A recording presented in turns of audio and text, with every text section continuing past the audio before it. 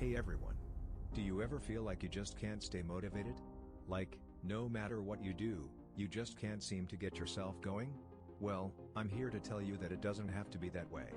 In fact, there's a really simple way to stay motivated, and I'm going to share it with you right now. Here's the thing, you have to start with baby steps. That's right, baby steps. You can't just try to go from 0 to 100 overnight. It doesn't work like that. What you have to do is just take it one day at a time, one step at a time. And pretty soon, you'll find that you're making progress. And when you see that progress, it'll motivate you to keep going. So that's it. Just start with baby steps and pretty soon you'll be well on your way to achieving your goals. Thanks for watching.